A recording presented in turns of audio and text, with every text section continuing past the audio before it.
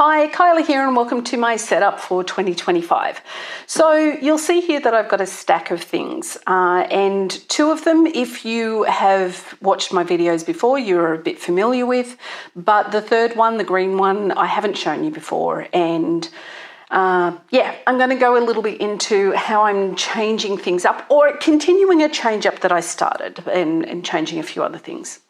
So I sat down, did a brain dump of what was working and what wasn't working in relation to how I'm tracking things and how I'm managing and journaling and everything else. Static layout works. Using this book to plan works. 6-month mood tracker, great. What didn't work was tracking work, which is why I now have the green journal. And I really am challenging whether I need to have the layout that I have and how I better focus on my goals. So first question was, do I need a tasks area? Yes, I do. Definitely need to capture that for the week. But I probably don't need a schedule because the bulk of work that I do is managed by me. I don't do a lot of meetings. I do out of the office work, but normally that's a full day. So I don't really have to sort of like manage too much of meetings. I do occasionally, but not a lot. So I'm going to play around with a little bit of a different layout. I'll explain later. Client and projects, other journal. I still want to have like quotes. I still want to do a little bit of lettering and a little bit of creative stuff in here. That's not going away.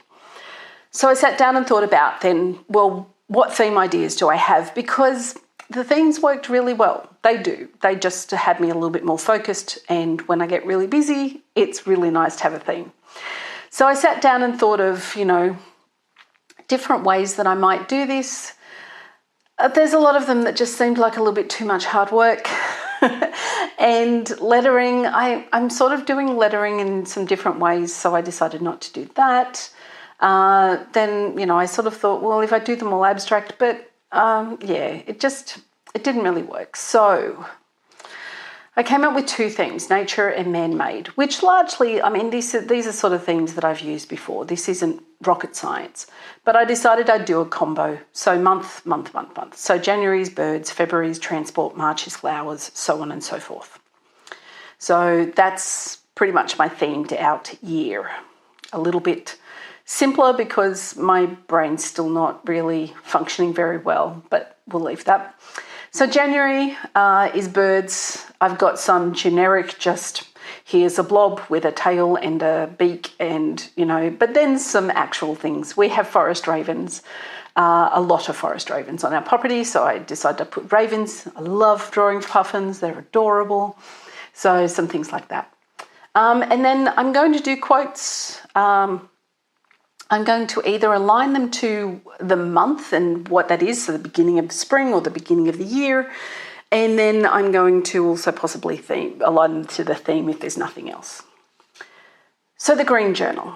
The green journal I started in October last year when I had way too many clients and my brain was exploding and I just was unable to manage the work the way that I was trying to manage it. So part of the reason is that, and you'll see this on the left-hand side where I have a long calendar. I don't do very well trying to manage blocks of time when I'm just looking at a week at a time, and I freak out and always think I have less time available to me than I actually do. I like to have the chunks. So I put effectively 3 months there. Up the top under clients and projects, I write down the clients that I'm currently working for, cross them out when they're finished, and allocate them on the right-hand side with a little bit of a color key. Every client gets a client tracker card, and when I'm finished with that, it goes into the back of the journal. So if I need to, there's the back of it to write notes on. When I have a due date, I chuck it into the calendar so that, I can more actively manage. And it really helped me get on top of what was an awful lot of client work in one go. The project tracker is for my stuff, so the things that I want to be doing. So it's got a little bit more detail because I've got to work out lots of different things for some of my projects. Here's one that has just failed, which you can tell it's got no priority and no due date. So I'm not really setting myself up for success, am I? So, I just put through what's the solution, what is it that I'm doing, what's the design work that needs to be completed, what services have I chosen. So I have chosen a printer. I might do this as a crowdfunding, so either through Possible or Kickstarter, one of those. Probably going to do enamel pins to go along with them, so I've got to find a maker for those, and then how I'm going to sell it, what that plan actually is. You can tell, really high detail. I have a whole different plan somewhere, but this is for me to track and manage. So these are all the things that have to be done, and you can see none of them are crossed off yet. So there you go. But yeah, they all go into the back when I'm finished. I have blanks so that I can easily grab them when I get new clients.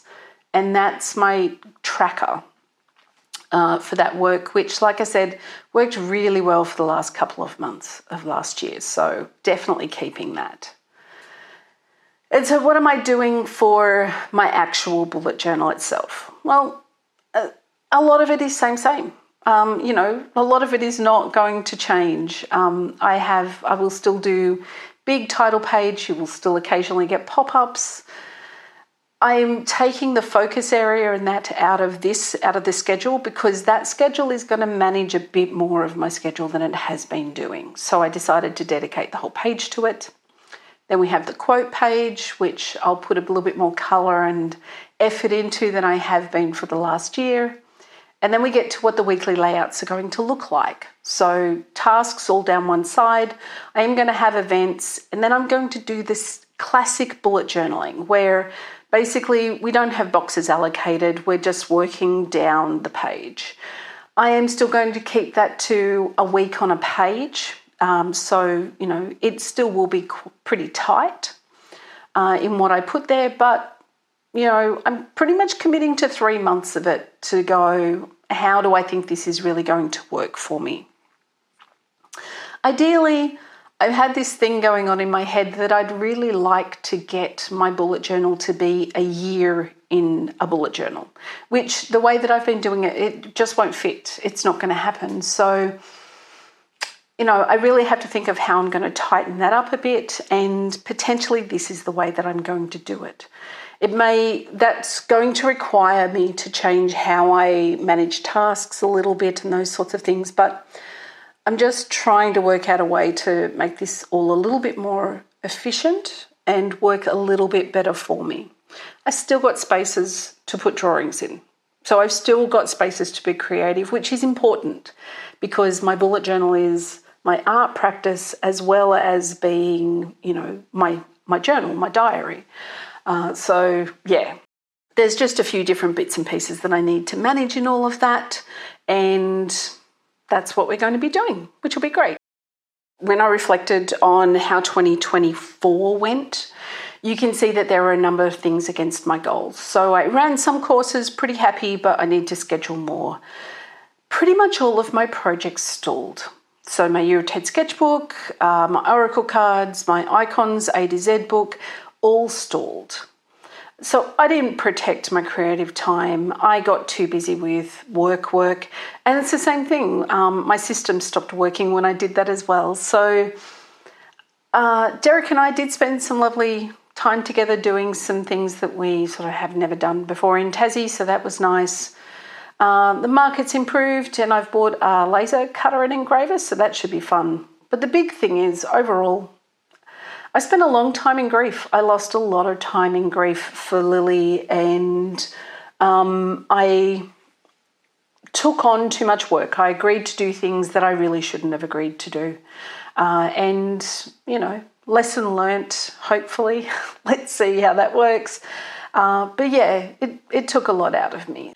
So the setup for 2025, because I'm already working in a bullet journal that is functioning, I just need to set up my quote page for the year and then my 3 words and my goals. So that's what's going to be in the rest of this video. So I'm using, and I don't often show these, and I decided I probably should this year. So this is the watercolour palette that I'm using. It's the Tropicals one, the Primacolor Tropical.